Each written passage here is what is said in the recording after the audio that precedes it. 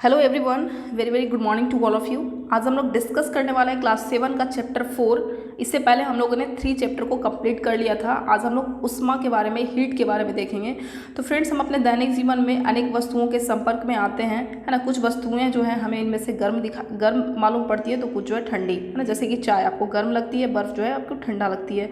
इस तरीके से बहुत प्रकार की वस्तुएं होती है। तो आप यहाँ पे क्रियाकलाप करके देख सकते हैं, है ना। 3 अलग अलग जो आप बर्तन ले लें और, है ना, अपने हाथ जो है उसमें पानी ले लें, किसी में गर्म किसी में ठंडे, किसी में दोनों मिक्स करके, तो आपको पता चलेगा कि अलग अलग तरीके की क्या है, किसी में गर्म किसी में ठंडा आपको महसूस होता है। तो यहाँ पे फ्रेंड्स हम लोग देखते हैं कि बूझो जो है उलझन में है ना। यह निश्चय करने के लिए कि कोई वस्तु गर्म है या ठंडा, हम अपने इंद्रिय स्पर्श पर विश्वास नहीं कर सकते हैं। यह हमें कभी भी धोखा दे सकती है। तो है ना, जो आपको देखने में ठंडी लग रही है, जरूरी नहीं कि वो ठंडी है या फिर गर्म है। इसके लिए हम क्या करते हैं फ्रेंड्स, किसी वस्तु की उष्णता या गर्मी जो है कि विश्वसनीयता क्या होती है उसकी, है ना, ताप से हम लोग ज्ञात करते हैं। मतलब किसी वस्तु की उष्णता की विश्वसनीय माप उसके ताप से की जाती है। ताप मापने के लिए उपयोग किए जाने वाली युक्ति को हम लोग क्या बोलते हैं, तापमापी बोलते हैं, जिसको थर्मामीटर के नाम से हम लोग जानते हैं। तो यहाँ पे हम लोग ताप मापन, तो यहाँ पे जानते हैं फ्रेंड्स सबसे पहले डॉक्टरी थर्मामीटर के बारे में कि डॉक्टरी थर्मामीटर किसको कहते हैं। तो जिस तापमापी से हम अपने शरीर के ताप को मापते हैं उसको क्या बोलते हैं, थर्मामीटर, डॉक्टरी थर्मामीटर कहते हैं। तो पॉइंट ये सब आपको नोट करना है कि जिस तापमापी से हम अपने शरीर का ताप मापते हैं, है ना, उसको क्या बोलते हैं, डॉक्टरी थर्मामीटर कहते हैं। अब थर्मामीटर को आप किस प्रकार से, है ना, यूज़ करेंगे, इसके बारे में आप ध्यान से यहाँ पे देखिए, जहाँ से क्वेश्चन जो है आपको बनता है। तो ये देखिए पिक्चर डॉक्टरी थर्मामीटर का, है ना। इसमें क्या होता है फ्रेंड्स, इसमें एक जो है आपको एक लंबा, बारीक तथा एक समान व्यास की कांच की नली होती है। इसके एक सिरे पर एक बल्ब होता है। ये देखिए बल्ब होता है ना। बल्ब में जो है क्या भरा रहता है, पारा भरा होता है। बल्ब के बाहर नली में पारे की एक पतली चमकीली धारी जो है दिखाई देती है। तो आपको पतली चमकीली जो ये धारी दिखाई दे रही है, यदि पारे की यह धारी आपको दिखाई ना दे तो थोड़ा सा इधर उधर घुमाइए और आपको धारी जो है वो क्या होने लगेगा, दिखाई देने लगे। तो ये आपको पॉइंट जो है थोड़ा सा याद रखना है ना। लंबी, बारीक और एक समान व्यास की कांच की नली होता है। इसके एक सिरे पर क्या होता है, बल्ब होता है ना। बल्ब में क्या होता है, पारा भरा होता है और बल्ब के बाहर नाली जो नली होता है उसमें पारे की एक पतली चमकीली क्या होती है, धारी दिखाई देती है। तो हल्का सा इसके बारे में आपको नॉलेज दिया गया है इसके बारे में, तो आपको ध्यान में रखना है ये सभी बात। यदि पारे की धारी अगर आपको दिखाई नहीं दे तो क्या करना है, थोड़ा सा आपको हल्का सा घुमाना है तो आपको दिखाई देने लगेगा। थर्मामीटर पर आपको ताप मापने का एक स्केल भी दिखाई देगा, है ना। उपयोग किए जाने वाले यह मापक्रम जो है सेल्सियस स्केल है, जिसको हम डिग्री सेल्सियस, है ना, डिग्री सेल्सियस के द्वारा व्यक्त करते हैं। जैसे कि आपका, है ना, 35 डिग्री सेल्सियस, है ना, 15 डिग्री सेल्सियस, 37 डिग्री सेल्सियस, इस तरीके से हम क्या करते हैं, इसको मेज़र करते हैं। तो उपयोग किए जाने वाले जो ये आपका मापक्रम है, जिसको क्या बोलते हैं, सेल्सियस स्केल, इसको हम कहते हैं। अब नेक्स्ट हम आगे यहाँ पे बात करें फ्रेंड्स कि थर्मामीटर में ताप किस प्रकार से मापा जाता है। तो यहाँ पे देखते हैं फ्रेंड्स, है ना, आइए देखें थर्मामीटर को कैसे हम लोग पढ़ते हैं। तो सबसे पहले यहाँ पे आपने देखा होगा, है ना, सबसे पहले इसके किन्हीं 2 क्रमागत, है ना, एक के बाद जो एक होता है ना, 2 क्रमागत बड़े चिन्हों द्वारा निरूपित ताप के अंतर को नोट कीजिए, है ना। तो आप पाएंगे कि इन दोनों चिन्हों के बीच के भाग की संख्या जो है उसको नोट करना है। तो मान लीजिए कि 2 बड़े चिन्हों के बीच में 1 डिग्री का अंतर है ना। आपको मान लेना है कि 2 बड़े चिन्हों के बीच में 1 डिग्री का अंतर है। अब इन चिन्हों के बीच में देखिए कि कितने भागों में इसको बांटा गया है। तो आप पाएंगे वहाँ पे 5 भाग में बांटा गया है। तब एक छोटे भाग का मान अगर आप निकालेंगे तो 1 बटा क्या हो जाएगा, पूरा क्या है, यहाँ से लेकर के यहाँ तक अगर आपने देखा तो 1 डिग्री टोटल है। इसको कितने भागों में बांटा गया है, इसको 5 भागों में जो है डिवाइड किया गया है। तो 1 2 3 4 5 इस तरीके से 5 भाग में डिवाइड हो गया। तो एक अगर भाग की अगर आप देखें तो 1 बटा 5 आपका क्या हो जाएगा, एक भाग जो है कितना हो जाएगा, 1 बटा 5 डिग्री, मतलब 0.2 डिग्री सेंटीग्रेड का हो जाएगा। उपयोग करने से पहले, है ना, अब यहाँ पे आप ध्यान, ये सब बात पे आप ध्यान रखेंगे, है ना, कि एक छोटे भाग का कितना है, 1 बटा 5 डिग्री सेल्सियस होता है। अब यहाँ पे देखिए सबसे पहले उपयोग अगर करना है तो उपयोग करने से पहले थर्मामीटर को आप क्या कर लेंगे, अच्छी तरीके से धो लेंगे। धोने के लिए किसी आप रोगाणुरोधक घोल का आप इस्तेमाल कर सकते हैं, ठीक है। यहाँ पे अपने हाथ को कसकर पकड़िए और कुछ झटका दीजिए। झटका देने से क्या हो जाता है, झटका देने से जो पारे का जो तल है वो क्या हो जाएगा, नीचे गिर जाएगा। मतलब सुनिश्चित करना है कि यह 35 डिग्री सी से नीचे आया या नहीं। अब थर्मामीटर के बल्ब को अपने जीभ के नीचे रखिए और 1 मिनट के पश्चात थर्मामीटर को बाहर निकालिए और पाठ्यांक नोट कीजिए। यही आपका शरीर का क्या होगा, ताप होगा। तो ताप को जो सदैव मात्रक जो होता है वो क्या होता है, डिग्री सेल्सियस के साथ हम इसको व्यक्त करते हैं। तो इस प्रकार से अगर आप अपने शरीर का ताप अगर मेजर करेंगे तो 37 डिग्री के आसपास आपका टेम्परेचर जो आएगा, 37 से आपका कम नहीं आएगा, ठीक ना। तो ध्यान दीजिए कि ताप को इसके मात्रा के साथ ही व्यक्त किया जाए, ठीक है। यहाँ पे फ्रेंड्स अब आगे देखते हैं, है ना, डॉक्टरी थर्मामीटर की सहायता से हम किस प्रकार से जो है ना मेज़र करते हैं और कौन कौन सी हमें सावधानियां बरतना चाहिए। तो ये आपके एग्जाम के दृष्टिकोण से इम्पॉर्टेंट बिल्कुल है ना। ये भी आपका पॉइंट जो है वो इम्पॉर्टेंट था। यहाँ पे सबसे पहले उपयोग से पहले और उपयोग के पश्चात क्या करना चाहिए, धोना चाहिए, है ना। थर्मामीटर को जो है उपयोग से पहले और उपयोग के बाद धोना चाहिए। और धोने के लिए आप कोई भी प्रतिरोधी, है ना, एंटीसेप्टिक घोल का उपयोग अच्छा रहता है। नेक्स्ट जो है वो है उपयोग से पहले पारे का जो तल है वो 35 डिग्री सेल्सियस से नीचे हो, ये सुनिश्चित कर लें, ठीक।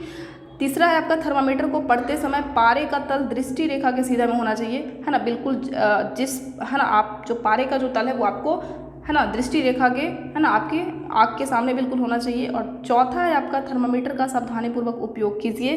किसी कठोर वस्तु से टकराने पर क्या हो जाएगा, टूट जाएगा। थर्मामीटर का उपयोग करते समय इसे बल्ब से नहीं पकड़ें, है ना, इसको कभी भी बल्ब से नहीं पकड़ना चाहिए फ्रेंड्स। तो यहाँ पे ये देखिए, है ना, किस प्रकार से जो है सबसे पहला जो हम लोग देखें कि थर्मामीटर को जो है क्या करना चाहिए, उपयोग से पहले उपयोग के बाद एक एंटीसेप्टिक घोल से क्या कर ले आप इसको, है ना, आप इसको धो लें, है ना। दूसरा आपने देखा कि जब उपयोग कर रहे हो तो सुनिश्चित कर लें कि उपयोग से पहले, है ना, वो जो पारे का जो तल है वो क्या होना चाहिए, 35 से नीचे होना चाहिए। नहीं अगर हो तो क्या करिए आप झटका दीजिए, 35 से नीचे आ जाएगा, है ना। पारे का जो आप मेज़र करते समय आँख, है ना, दृष्टि रेखा और ये दोनों क्या होना चाहिए, एक सीध में होना चाहिए और उसको सावधानीपूर्वक उपयोग करना चाहिए। कभी भी कठोर वस्तु से टकराएगा तो क्या हो जाएगा, टूट जाएगा। इसके अलावा जो है इसके कभी भी बल्ब के साइड से नहीं पकड़ना चाहिए, जैसे कि आप पिक्चर में देख रहे हैं किस प्रकार से पकड़ी हुई है, तो आपको इसी तरीके से क्या करना चाहिए, पकड़ना चाहिए। अब फ्रेंड्स यहाँ पे हम आगे अगर देखें यहाँ पे कि क्रियाकलाप है आपका, ठीक है। यहाँ पे देखिए बूझो के मस्तिष्क में एक नटखट सा विचार आया है ना, आपके भी मन में आता होगा विचार कि डॉक्टरी थर्मामीटर से गर्म दूध का ताप मापना चाहता है ना। पहेली ने उसको क्या कर दिया, करने से रोक दिया। तो फ्रेंड्स आप कभी भी ना डॉक्टरी थर्मामीटर का यूज़, है ना, किसी और चीज़ के, किसी और वस्तुओं के ताप को मेज़र करने के लिए आप नहीं कर सकते हैं, है ना। तो डॉक्टरी थर्मामीटर का जो उपयोग है ना, केवल मानव शरीर के ताप को मापने के लिए ही डिज़ाइन किया गया है ना। क्यों किया गया फ्रेंड्स, क्योंकि मानव शरीर का जो ताप होता है वो 35 डिग्री से कम नहीं होता है और ना 42 डिग्री सेंटीग्रेड से अधिक होता है। तो यही कारण है कि थर्मामीटर का परिसर जो होता है कितना होता है, मतलब थर्मामीटर का जो डॉक्टरी थर्मामीटर का जो रेंज है वो आपका होता है 35 डिग्री सेल्सियस से लेकर के 42 डिग्री सेंटीग्रेड होता है, ठीक। अब इसका भी कारण आप जानेंगे कि थर्मामीटर में रेंज जो है इतना क्यों होता है, बिकॉज मानव शरीर का जो ताप होता है ना ही इससे कभी कम होता है ना इससे कभी ज़्यादा होता है, ये ठीक है। अब यहाँ पे दूसरा जो तापमापी है, दूसरा जो थर्मामीटर है उसका नाम है आपका प्रयोगशाला, जिसको लेबोरेटरी थर्मामीटर कहते हैं, है ना। तो लेबोरेटरी थर्मामीटर के बारे में हम फ्रेंड जान लेते हैं यहाँ पे ये क्या होता है। तो जितने भी, है ना, मानव शरीर के ताप के अलावा आपको जो भी चीज़ों का को क्या करना है, गर्म दूध को मेज़र करना है ना, जल का ताप मापना है, तो इसके लिए आप क्या करते हैं, प्रयोगशाला तापमापी का इसका यूज़ करते हैं। इसका जो परिसर होता है फ्रेंड्स वो 10 डिग्री सेंटीग्रेड से लेकर के 110 डिग्री सेंटीग्रेड तक होता है, ठीक है। 10 डिग्री सेंटीग्रेड से, है ना, 110 डिग्री सेंटीग्रेड तक, -10 होगा, -10 से लेकर के 110 डिग्री सेंटीग्रेड तक होता है, ठीक है। जैसे आपने डॉक्टरी थर्मामीटर में किया था, ठीक उसी प्रकार इस तापमापी के भी किसी सबसे छोटे भाग द्वारा दर्शाए जाने वाले ताप का मान ज्ञात कर सकते हैं। तापमापी द्वारा दर्शाए गए ताप को ठीक ठीक पढ़ने के लिए आपको क्या होगा, ताप के इस मान की आवश्यकता होगी। तो आप जिस प्रकार से वहाँ पे आपने देखा कि एक यहाँ पे आप देखिए पिक्चर में जिस तरीके से है ना, ये जैसे एक, हम इसको एक भाग मान लेते हैं, या 0 से 1 यहाँ पे है, ठीक है। तो इसको एक हम मान लिए। अब आप इसको देख सकते हैं कि कितने भागों में ये बटा हुआ है, तो आप इसको इस तरीके से कर सके, है ना, आप ज्ञात कर सकते हैं कि कितने भागों में इसको बांटा गया है, ठीक है। तो लगभग 1/10 या फिर जो भी है 1 2 3 4 5 है ना 1/10 लगभग है। तो आप इस तरीके से आप इसको देख सकते हैं 1/10 डिग्री हो जाएगा। तो आप ये जो है सर ठीक ठीक मापने के लिए है ना, जो भी तापमापी द्वारा दर्शाया गया जो ताप है उसको अच्छे से ठीक ठीक मापने के लिए क्या कर सकते हैं, आप इसको ज़रूरत में उपयोग कर सकते हैं। अब विभिन्न प्रयोजनों के लिए विभिन्न प्रकार की तापमापी का यूज़ किया जाता है। जैसे कि मौसम की रिपोर्ट को है ना अगर बताना है फ्रेंड्स, तो दिए गए अधिकतम और न्यूनतम तापमापी के द्वारा हम इसका उपयोग करते हैं। तो मैक्सिमम मिनिमम एक थर्मामीटर होता है, तो मैक्सिमम मिनिमम थर्मामीटर के उपयोग से हम लोग क्या करते हैं, मौसम की रिपोर्ट की जानकारी है ना जो है हमें मिलता है। अब यहाँ पे आप देखिए तापमापी को किस प्रकार से यूज़ किया जाता है। किसी भी बीकर या मग में है ना नल का थोड़ा सा जल लीजिए, ठीक है, और तापमापी को जल में इस प्रकार से डुबाइए कि उसका जो बल्ब है ना, बल्ब तो जल में डूबा रहे लेकिन बर्तन की तली अथवा दीवार को स्पर्श न करें। मतलब बर्तन की तली और दीवार को स्पर्श नहीं करना चाहिए, वो जो थर्मामीटर होता है, ठीक है। तापमापी को जल में ऊर्ध्वाधर रखते हुए इसमें पारे के तल की गति को देखिए, है ना। अब प्रतीक्षा कीजिए कि जब तक कि नली के पारे का जो तल है वो स्थिर ना हो जाए। तापमापी का पाठ्यांक नोट कीजिए, है ना। यह इस समय जल का ताप है। तो आप इस तरीके से कर सकते हैं फ्रेंड्स, जैसा कि आपको पिक्चर में यहाँ पे दिखाया गया है ना। ये देखिए इस तरीके से आपको पकड़ना है, ये आपका थर्मामीटर है। यहाँ पे देखिए तली में बिल्कुल सटना नहीं चाहिए थर्मामीटर। आपको ध्यान में रखना है कि इसका जो बल्ब है वो क्या हो, जल में डूबे लेकिन तली में सटे नहीं, ठीक है। तो इस बात का ध्यान रखना है आपको। अब फ्रेंड्स यहाँ पे प्रयोगशाला तापमापी का उपयोग करते समय डॉक्टरी थर्मामीटर का पाठ्यांक लेते समय बरती जाने वाली कुछ सावधानियां। तो सबसे पहला तापमापी को ऊर्ध्वाधर रखना चाहिए, तिरछा नहीं रखना चाहिए। तो ये सभी पॉइंट आपका नोटेबल आप नोट कर सकते हैं। तापमापी का बल्ब चारों ओर से उस स्थान से घिरा होना चाहिए जिसका ताप मापना है, ठीक है ना। तो जिसका ताप मापना है, जैसे कि जल का मापना है, तो चारों ओर से नीचे ऊपर है ना, दाएं बाएं सभी जगह से जल होना चाहिए, है ना। दीवारों से नहीं टच होना चाहिए, बर्तन की दीवार से टच होगा तो ये गलत रिजल्ट आपका आएगा, ठीक। अब नेक्स्ट यहाँ पे बूझों को अब समझ में आ गया है कि उच्च ताप को मापने के लिए डॉक्टरी थर्मामीटर का उपयोग क्यों नहीं करना चाहिए। लेकिन अब वह भी अभी भी उलझन में है कि क्या प्रयोगशाला तापमापी द्वारा उसके शरीर की ताप को मापा जा सकता है, ठीक है। तो क्या वो अपने शरीर का ताप को मेज़र कर सकता है? नहीं कर सकता है फ्रेंड्स। कैसे नहीं कर सकता है ये देखिए आप, है ना। अगर आप अपने शरीर को ताप मापते होंगे, है ना, तो ध्यान दीजिए आप, जब आप शरीर की ताप माप रहे होंगे तो क्या पाठ्यांक नोट करने के लिए थर्मामीटर को मुंह से बाहर निकाला था, है ना। जब आप अपने शरीर की ताप माप रहे थे तो जीभ के पास से रखे थे थर्मामीटर को और फिर उसको पाठ्यांक को नोट करने के लिए क्या किया था, अपने मुँह से उसको बाहर निकाला था। तब क्या आप प्रयोगशाला तापमापी को अपने शरीर का ताप मापने के लिए उपयोग कर सकते हैं? स्पष्ट कीजिए कि प्रयोगशाला तापमापी का उपयोग इस प्रयोजन के लिए सुविधाजनक नहीं है।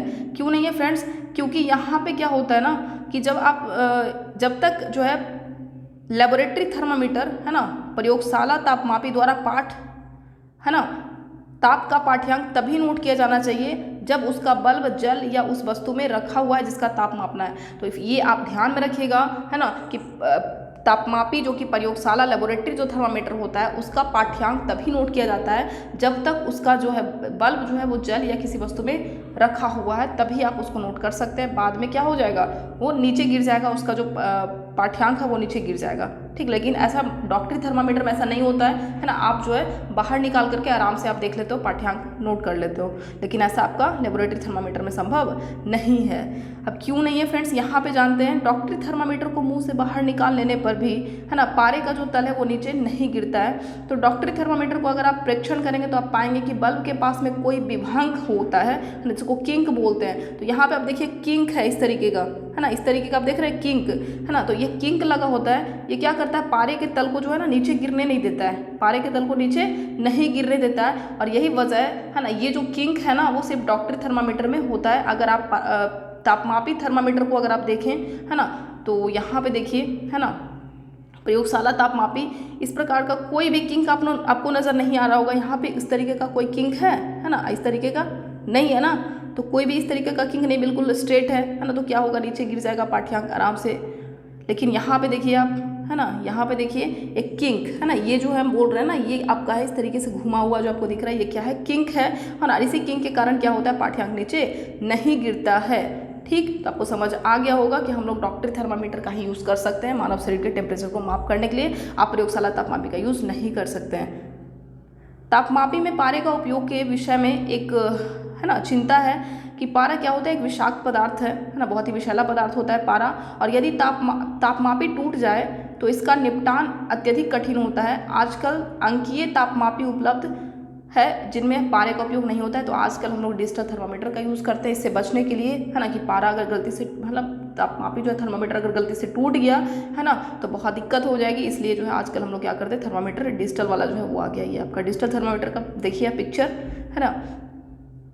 नेक्स्ट ऊष्मा का स्थानांतरण, है ना, ट्रांसफर ऑफ हीट के बारे में हम लोग पढ़ते हैं। तो संभवतः जब आप किसी बर्तन को, है ना, ज्वाला पर रखते हैं तो क्या हो जाता है, वो तप्त हो जाता है। इसका कारण क्या है फ्रेंड्स, तो इसका कारण ऊष्मा का क्या होता है, स्थानांतरण इसका कारण होता है। तो यहाँ पे समझते हैं हम लोग, है ना, क्या होता है, जब बर्तन को ज्वाला से हटा लिया जाता है तो धीरे धीरे क्या हो जाता है, ठंडा हो जाता है। अब ये ठंडा क्यों हो जाता है फ्रेंड्स, तो ऊष्मा बर्तन से जो है परिवेश की ओर स्थानांतरित होने लगता है ना। पहले क्या हो रहा था, जब आप ऊष्मा पे उसको रखे हुए थे तब तो बर्तन हीट हो रहा था, है ना, और फिर क्या हुआ, जब आप हीट से, है ना, जब गैस से क्या कर दिया, उसको बाहर निकाल दिया बर्तन को, तो फिर बर्तन धीरे धीरे ठंडा होने लगता है, क्योंकि बर्तन से ऊष्मा क्या होने लगता है, परिवेश की ओर स्थानांतरित होने लगता है ना। तो आप समझ गए होंगे कि दोनों स्थितियों में ऊष्मा जो है गर्म वस्तु से ठंडे की ओर क्या हो रहा है, प्रवाहित हो रहा है। मतलब ऊष्मा का जो स्थानांतरण होता है वो हमेशा सदैव किससे होता है, गर्म वस्तु से, है ना, ठंडी वस्तु की ओर प्रवाहित होता है। ठीक है, तो इतनी बात आपका समझ में आ गया होगा कि गर्म वस्तु से हमेशा ठंडी वस्तु की ओर प्रवाहित होता है किसका, ऊष्मा का। ठीक है, अब पहले जानना चाहती है कि क्या इसका यह अर्थ है कि दो वस्तुओं का ताप अगर समान हो गया तो ऊष्मा का स्थानांतरण नहीं होगा, तो बिल्कुल नहीं होगा। जब तक ये गर्म और एक ठंडा नहीं होगा तो ऊष्मा का स्थानांतरण कहाँ से होगा, है ना। तो ऊष्मा के स्थानांतरण के लिए क्या होना चाहिए, एक गर्म वस्तु और एक ठंडी वस्तु, है ना। और सदैव ऊष्मा का स्थानांतरण कैसे होता है, हमेशा गर्म वस्तु से, है ना, ठंडी वस्तु की ओर स्थानांतरण होता है। तो यहाँ तक हो गया आपका। नेक्स्ट यहाँ पे हम लोग क्रियाकलाप है ये आपका, देखिए यहाँ पे समझ लेते हैं, है ना। एक इस तरीके का आपका, है ना, कोई आप छड़ ले लीजिए, है ना, स्टैंड ले लीजिए लोहे का या फिर एल्युमिनियम का, ठीक है। और यहाँ पे जो है आप मोम इस तरीके से चिपकाया हुआ है, ये देखिए सब मोम लगा हुआ है। यहाँ से मोमबत्ती अगर यहाँ पे हम क्या करेंगे, है ना, इसको जो है मोमबत्ती को के गर्म भाग को हम यहाँ पे अगर रखें तो सबसे पहले क्या होगा, सबसे पहले जो है कौन सा टुकड़ा नीचे गिरेगा मोम का, तो सबसे पहले आगे वाला टुकड़ा गिरेगा, फिर नीचे, फिर धीरे धीरे क्या होगा ये। तो इसका मतलब क्या है कि ऊष्मा का स्थानांतरण क्या हो रहा है ना। ये आपका क्या हो गया, मोमबत्ती की लौ से ये आपका गर्म हो गया, तब तक इधर ठंडा था, तो गर्म से ठंडे की ओर क्या होता है, ऊष्मा का स्थानांतरण होता है। तो इस प्रकार से क्या हो गया, पूरी जब ये जल जाएगा तो पूरी तरह से पूरा मोम क्या हो जाएगा, नीचे गिर जाएगा। लेकिन सबसे पहले कौन सा गिरेगा, तो सबसे पहले ये वाला गिरेगा, फिर आपका ये, ठीक, तो ध्यान में रखना है ये। इसके बाद यहाँ पे देखिए, है ना, इसी को हम लोग क्या बोलते हैं, वह प्रक्रम जिसमें ऊष्मा किसी वस्तु के गर्म सिरे से ठंडे की ओर प्रवाहित होता है या स्थानांतरित होता है, इसको हम लोग चालन कहते हैं, है ना। इसको हम लोग क्या कहते हैं, चालन कहते हैं। ठोस में जो ऊष्मा का चालन होता है ना, ठोस में ऊष्मा प्रायः चालन के प्रक्रम के द्वारा स्थानांतरित होता है। आपको ध्यान में रखना है ना, दोनों बात आपको ध्यान में रखना है बिल्कुल, कि ऊष्मा का स्थानांतरण जब गर्म सिरे से, है ना, वस्तु के गर्म सिरे से ठंडी सिरे की ओर होता है तो उसको बोलते हैं चालन, और ये प्रायः किस में होता है, ठोस में होता है। तो ये दो बात आपको क्लियरली याद होना चाहिए कि चालन का जो प्रोसेस होता है वो जनरली कौन से पदार्थ में होता है, तो ठोस वस्तुओं में आसानी से होता है। ठीक है, अब फ्रेंड्स यहाँ पे आप अलग अलग वस्तुओं के साथ आप प्रयोग कर सकते हो कि कौन से वस्तु जो है चालक है, कौन से वस्तु कुचालक है। तो जो पदार्थ से आसानी से होकर के ऊष्मा क्या हो जाएगा, है ना, प्रवाहित हो जाएगा, मतलब जो पदार्थ अपने से होकर के ऊष्मा को आसानी से जाने देता है उसको हम लोग क्या बोलते हैं, चालक कहते हैं, है ना। एल्युमिनियम हो गया, आयरन हो गया, कॉपर हो गया, है ना। जो पदार्थ अपने से होकर के ऊष्मा को आसानी से जाने नहीं देता है उसको हम लोग क्या बोलते हैं, ऊष्मा का कुचालक बोलते हैं। जैसे लकड़ी, है ना, प्लास्टिक। अब कुचालकों को ऊष्मारोधी भी कहते हैं ना, तो ध्यान में रखना है, ऊष्मारोधी भी क्या होता है, आपका कुचालक पदार्थ ही होता है। ठीक, तो एक होता है चालक, एक होता है कुचालक, या इसी को हम लोग ऊष्मारोधी कहते हैं। ठीक है, जल और वायु ऊष्मा के क्या है, कुचालक है। तभी इन पदार्थों में ऊष्मा का स्थानांतरण कैसे होता है। अब फ्रेंड्स यहाँ पे तो हम लोग देख लिए, है ना, कि ठोस पदार्थ में, है ना, लगभग चालन के द्वारा जो ऊष्मा का स्थानांतरण होता है। तो जल और वायु की अगर हम बात करें, यहाँ पे गैस और लिक्विड्स की बात करें तो इसमें किस प्रकार से होता है। तो यहाँ पे आप देखिए फ्रेंड्स, है ना, सबसे पहले यहाँ पे क्रियाकलाप में अगर आप देखें तो जल को जो है इस प्रकार से जो है गर्म किया जा रहा है ना, स्टोव में। तो सबसे पहले जो है ये बर्तन गर्म होगा, उसके बाद उसके अंदर पानी गर्म होगा। तो आप एक चीज़ जान लीजिए कि गर्म चीज़, कोई भी चीज़ गर्म होकर के क्या होती है, हल्की होकर के वो ऊपर उठ जाती है, और ठंडी चीज़ होती है वो क्या होती है, भारी के कारण नीचे आ जाता है। तो क्या हुआ यहाँ पे जो जो क्षेत्र, जो बर्तन के संपर्क में जो पानी है पहले वो हीट हो गया, और हीट होकर के कहाँ चला गया, ऊपर हो चला गया, क्योंकि हीट होने के बाद है ना क्या हो जाती है, हल्की हो जाती है, और हल्की चीज़ क्या हो जाती है, वो ऊपर उठ जाती है, ठीक ना। और भारी चीज़ क्या हो जाएगी, नीचे फिर से ना नीचे वो आ जाएगी, ठीक है। तो भारी चीज़ क्या आ गई है ना, नीचे आ गई। तो इस तरीके से भारी जो चीज़ है ना, वो नीचे, भारी जो पानी है वो क्या हो गया, नीचे आ गया। तो इस तरीके से ये कब तक होता रहेगा फ्रेंड्स, गर्म पानी ऊपर जाते रहेगा, फिर से ये भारी पानी नीचे आएगा, है ना, फिर से ये इस तरीके से होते जाएगा, और तब तक ऐसा होते रहेगा जब तक कि सारा जल जो है गर्म ना हो जाए, ठीक है। सारा जल गर्म नहीं हो जाए तब तक ये होते रहेगा, और इसी विधि को हम लोग क्या बोलते हैं, संवहन बोलते हैं, ठीक है। वह यह प्रक्रिया तब तक चलती रहती है जब तक कि सारा पानी गर्म ना हो जाए। तो मतलब पानी जो गर्म होता है किस विधि से होता है, तो वो आपका संवहन से होता है ना, संवहन विधि से होता है, इसको कंडक्शन बोलते हैं हम लोग, ठीक है। नेक्स्ट हम आगे अगर देखें यहाँ पे, ये देखिए यहाँ पे एक क्रियाकलाप रखा गया है कि सबसे पहले आपके कौन से हाथ गर्म होंगे, तो जो आपका नज़दीक में होगा उसमें जो है ज्वाला जल्दी पहुँचेगी। अब एक यहाँ पे कंसेप्ट है आपका कि क्या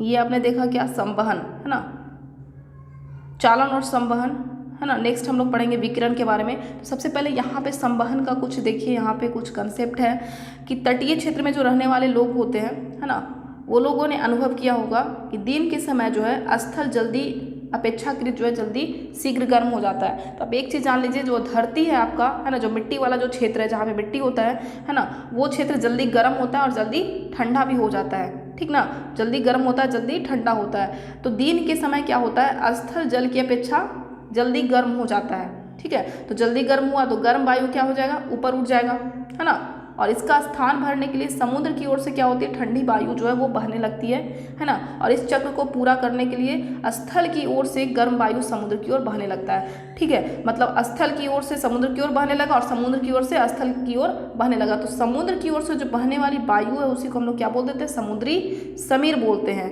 ठीक है। समुद्री समीर की ठंडी वायु का लाभ उठाने के लिए तटीय क्षेत्र में जो भवन बनाए जाते हैं उसकी खिड़कियां जो होती है वो समुद्र की ओर बनाई जाती है। अब इसके अलावा इसकी में बात करें कि रात्रि के समय तो समुद्र में क्या होगा, है ना। अब इसके अपोजिट हो जाएगा रात्रि में, है ना। समुद्र का जो जल होता है ना, आपने देखा कि स्थल का वायु जल्दी गर्म होगा, जल्दी ठंडा होगा। तो रात में जल्दी ठंडा कौन होगा, स्थल जल्दी ठंडा हो जाएगा, है ना। तो समुद्र क्या रह गया, समुद्र इस बार गर्म रह गया, ठीक है। तो समुद्र क्या हो गया, गर्म हो गया। अब क्या होगा यहाँ पे,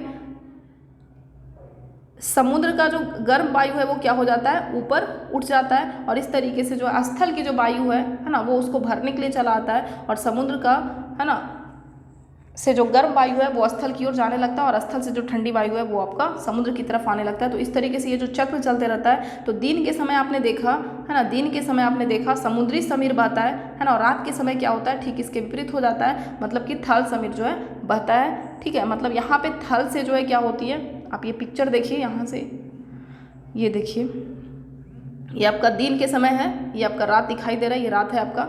तो रात के समय क्या हुआ, स्थल जो है जल्दी ठंडा हो गया, स्थल जल्दी ठंडा हो गया, और समुद्र क्या रह गया, गर्म वायु ऊपर उठ करके क्या हुआ, स्थल की ओर जाने लगा, है ना। और इस यहाँ पे क्या हो गया, स्पेस क्रिएट हो गया।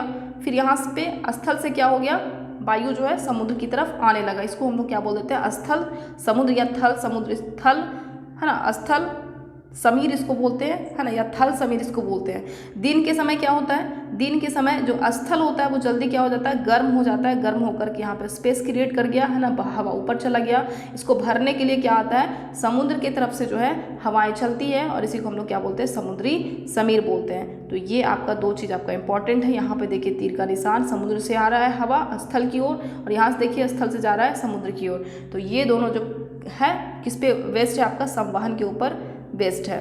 तो आप ध्यान में रखेंगे ये दोनों चीज़ को, स्थल समीर और थल समीर।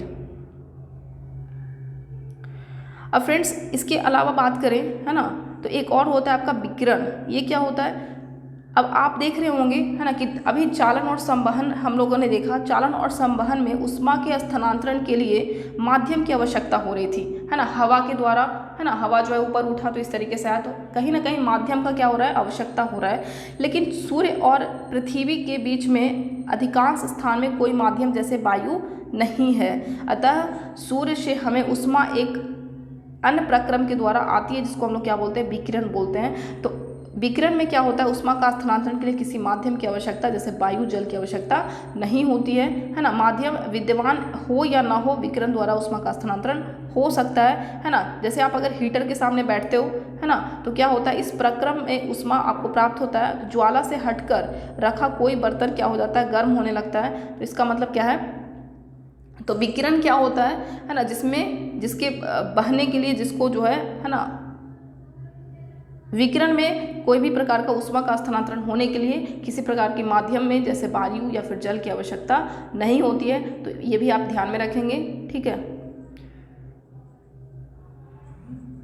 अब यहाँ पे फ्रेंड्स देखिए, यहाँ पे है ना, ऊष्मा को विकिरण द्वारा परिवेश में स्थानांतरित करता है ना। हमारा शरीर विकिरण द्वारा ही परिवेश को ऊष्मा देता है और ऊष्मा ग्रहण करता है। तो हमारे शरीर से जो है ना, हमारे शरीर जो है विकिरण के द्वारा ही परिवेश को क्या करता है, ऊष्मा देता है या फिर उससे ग्रहण करता है, ठीक। सभी गर्म पिंडे विकिरणों के रूप में ऊष्मा विकिरित करती है। जब ये ऊष्मा विकिरण किसी अन्य वस्तु से टकराते हैं तो इनका कुछ भाग परावर्तित हो जाता है और कुछ भाग अवशोषित हो जाता है। अब हीटर से थोड़े ना अगर ऊष्मा निकल रही है ना, या फिर अगर आप जाड़े में जो है लकड़ी जला करके आप ताप रहे होते हैं, तो क्या सारा हीट आप ऑब्जर्व कर लेते हो, नहीं करते हो ना। कुछ भाग क्या हो जाता है, वो परागत हो जाता है, मतलब फैल जाता है ना। ऊष्मा के अवशोषित भाग के कारण वस्तु का ताप क्या हो जाता है, बढ़ जाता है। तो जो है अवशोषित हो गया, उसके कारण क्या हो गया, ताप बढ़ जाता है। धूप में जाते समय आपको छाते की उपयोग का परामर्श दिया जाता है। तो धूप में छाते का उपयोग अगर आप करते हो तो क्या होता है, इससे है ना कम ऊष्मा जो है आपके शरीर को अवशोषित होता है ना, फैला देता है ऊष्मा को, जिसकी वजह से जो है आपको है ना कम गर्मी लगता है, ठीक। नेक्स्ट की बात करते हैं, सर्दियों में गर्मियों में पहनने वाले कपड़े के है ना प्रकार। तो आप अलग अलग मौसम में जो अलग अलग वस्त्र पहनते हैं फ्रेंड्स, इसका क्या कारण है ना। इसका कारण बस सिंपल है ना। सर्दियों में आप जनरली गहरे रंग के कपड़े पहनते हैं, गर्मियों में जो है जनरली आप है ना हल्के या फिर हल्के कलर का है ना आप वस्त्र जो है पहनना चाहते हैं, है ना। सर्दियों में जो है गहरे रंग के, ऐसा क्यों होता है फ्रेंड्स, गहरे रंग के जो पृष्ठ होते हैं वो अपेक्षाकृत अधिक ऊष्मा को क्या करता है, अवशोषित करता है, एब्जॉर्ब करता है ना। इसीलिए सर्दियों में जो है गहरे रंग के वस्त्र पहनना चाहिए, इससे हमको सुखद लगता है। और हल्के कपड़े जो होते हैं उसमें विकिरण की अधिकांश भाग को क्या कर देता है, परावर्तित कर देता है। इसलिए गर्मियों में हमें हल्के रंग के वस्त्र आरामदेह, मतलब ज़्यादा आरामदेह होता है। तो आपको समझ में आ गया होगा। नेक्स्ट यहाँ पे देखिए, हम अपने घरों को ठंडा या गर्म रखने के लिए कोयला या लकड़ी जैसे ईंधन या फिर विद्युत का क्या करते हैं, उपयोग करते हैं। क्या ऐसे भवन बनाना संभव है जिन पर बाहर की गर्मी या सर्दी का कोई प्रभाव नहीं पड़े। भवन की बाहरी दीवार को यदि ऐसा बनाया जाए तो उसके बीच में वायु की एक परत बंद हो जाएगी, है ना। ऐसा संभव किया जा सकता है। ऐसा करने की एक विधि है भवन निर्माण की खोखली विधि। खोखली ईंट का उपयोग किया जाता है ना। ऐसा करने के लिए हम लोग खोखली ईंट का प्रयोग करते हैं, जो कि आजकल उपलब्ध होता है, ठीक है। तो आजकल घरों को है ना गर्म या ठंडा रखने के लिए कोयला जैसे ईंधन है ना विद्युत उपयोग करते हैं। और यहाँ पे जो है हम लोग क्या कर सकते हैं, खोखली ईंट का प्रयोग से अगर भवन बनाएंगे तो गर्मी सर्दी का प्रभाव नहीं पड़ेगा घरों पे, ठीक। अब नेक्स्ट यहाँ पे देखिए फ्रेंड्स, सर्दियों में ऊनी वस्त्र हमें उष्ण बनाए रखता है। सर्दियों में ऊनी वस्त्र हम क्यों पहनते हैं, क्योंकि ये उष्मारोधी होता है। इसके अतिरिक्त ऊन के रेशों के बीच में क्या होती है, वायु फंसी होती है। यह वायु हमारे शरीर को क्या करता है, उष्मा के ठंडे परिवेश की ओर विकृत होने से रोकती है, ठीक ना। तो जैसे कि अगर हम यहाँ पे ऊनी वाले वस्त्र पहनते हैं तो ऊनी वाले वस्त्र में है ना ऊन के बीच में क्या होता है, वायु फंसी रहती है ना। ये जो वायु है ना वो क्या करता है, हमारे शरीर की जो उष्मा होता है ना, उष्मा को ठंडे परिवेश में मतलब बाहर जो है जाने से रोकता है ना। आप मतलब जो भी उष्मा है उसको क्या करता है, मतलब रखता है, अपने पास रखता है, उसको बाहर नहीं निकलने देता है। और इससे हमें क्या होता है, उष्णता का अनुभव होता है। तो सर्दियों में आप अगर मोटे, यहाँ पे अगर आपको कहा जाए कि एक मोटा कंबल है ना वो, या फिर एक के ऊपर एक दो जुड़वा पतले कंबल में से आप किसका चुनाव करेंगे? तो कौन सा ज़्यादा बेहतर होगा फ्रेंड्स? जो कि आपका दो जुड़वा कंबल होगा, है ना, उसमें, है ना, वहाँ पे क्या होगा, वायु ज़्यादा ट्रैप कर जाएगी। जितना अधिक वायु ट्रैप होगा, जितना अधिक वायु फंसी रहेगी, उतना ही हमें क्या होगा, जो है गर्मी उष्णता महसूस होगा। तो ध्यान, आपको इतना क्लियर हो गया फ्रेंड्स। नेक्स्ट यहाँ पे हम सारांश देख लेते हैं। किसी वस्तु की उष्णता की कोटि ज्ञात करने के लिए हम सदैव अपनी स्पर्श इंद्रियों पर विश्वास नहीं कर सकते हैं, है ना। किस पे विश्वास करेंगे आप? ताप की किसी वस्तु की उष्णता की कोटि का माप है ना। ताप के द्वारा आप क्या कर सकते हैं, किसी वस्तु को जो है जान सकते हैं कि वो ठंडा या गर्म। तापमापी वह युक्ति है जिससे ताप मापा जाता है ना। डॉक्टरी थर्मामीटर का उपयोग शरीर के ताप को मापने के लिए करते हैं। इसका परिसर आपको ध्यान में रखना है, 35 से 42 डिग्री सेल्सियस होता है ना। अन्य प्रयोजनों के लिए हम प्रयोगशाला तापमापी का क्या करते हैं, उपयोग करते हैं। इन तापमापियों का परिसर जो होता है वो क्या होता है, -10 से लेकर के 110 डिग्री सेंटीग्रेड होता है। -10 से लेकर के 110, ठीक ना, मतलब 0 से लेकर के 100 ही तक मेजर होता है, लेकिन वहाँ पर रेंज जो होगा वो क्या होता है, -10 से अंकित होता है। मानव शरीर का समान ताप कितना होता है, 37 डिग्री सेल्सियस। आपको ये सभी पॉइंट ध्यान में रखना है बिल्कुल, है ना, कि तापमापी में जो प्रयोगशाला तापमापी होता है उसका कितना रेंज होता है, -10 से लेकर के 110 तक होता है, ठीक है। डॉक्टरी थर्मामीटर में 35 से लेकर के 42 तक होता है। ये बहुत ज़्यादा इंपॉर्टेंट है आपका सीटेट एग्जाम के दृष्टिकोण से। नेक्स्ट की अगर हम बात करें तो ऊष्मा जो होता है उच्च ताप के पिंड से निम्न ताप के पिंड की ओर जो है स्थानांतरित होता है, एक वस्तु से दूसरी ओर। दूसरी वस्तु में ऊष्मा स्थानांतरण 3 प्रकार से होता है, एक चालन, संवहन और विकिरण, है ना। ठोसों में प्रायः ऊष्मा चालन द्वारा स्थानांतरण होता है। द्रव और गैसों में ऊष्मा संवहन द्वारा स्थानांतरित होता है। विकिरण द्वारा ऊष्मा के स्थानांतरण के लिए किसी प्रकार के माध्यम की आवश्यकता नहीं होती है। तो ठोस में अगर स्थानांतरण करना है तो आप क्या करेंगे, चालन विधि। द्रव और गैस में अगर ऊष्मा का संवहन करना, ऊष्मा का स्थानांतरण करना है तो कौन सा विधि है, संवहन विधि के द्वारा। और विकिरण विधि में किसी प्रकार के माध्यम की आवश्यकता नहीं होती है स्थानांतरण के लिए। जो पदार्थ अपने से होकर के ऊष्मा को आसानी से जाने देता है उसको हम लोग ऊष्मा का चालक, है ना, ऊष्मा चालक उसको बोलते हैं। गहरे रंग की वस्तुएं जो होती है हल्के रंग की वस्तुओं की अपेक्षा ऊष्मीय विकिरण की अच्छी अवशोषक होती है। मतलब गहरा रंग जो है ठंडे में पहनना चाहिए क्योंकि ये ऊष्मा को ज़्यादा क्या करेगा, अवशोषित करेगा। यही कारण है कि हम गर्मियों में हल्के कपड़े, है ना, पहनते हैं। नेक्स्ट, सर्दियों में ऊनी वस्त्र जो है हमें गर्म रखता है। इसका कारण है कि ऊष्मा जो है क्या होता है, ऊष्मा शोषी होता है, ऊष्मा रोधी होता है तथा रेशों के बीच में वायु फंसी होती है जो हमें क्या करता है, ऊष्मा प्रदान करता है। तो ये था फ्रेंड्स आज का क्लास, है ना। आई होप सब आपको क्लियर हो चुका होगा। यहाँ पे एक चीज़ फ्रेंड्स कि जो आपका डॉक्टरी थर्मामीटर का जो रेंज होता है 35 डिग्री सी से, है ना, 45 डिग्री सी तक होता है। अगर आप इसको कन्वर्ट करें किसमें, फ़ारेनहाइट में, है ना, अगर आप इसको फ़ारेनहाइट में कन्वर्ट करेंगे फ्रेंड्स तो ये लगभग कितना होगा आपका 94 से, है ना, 94 से आपका कुछ है, ये देखिए 94 से 108 108 डिग्री तक होता है। तो अगर आपसे फ़ारेनहाइट में पूछे, है ना, तो कितना हो जाएगा 94 से लेकर के 108 डिग्री सेल्सियस तक, सॉरी 94 से लेकर के, है ना, 108 डिग्री फ़ारेनहाइट, है ना, डिग्री फ़ारेनहाइट में आपका क्या, ये आपका डॉक्टरी थर्मामीटर का रेंज बता रहे हैं, है ना।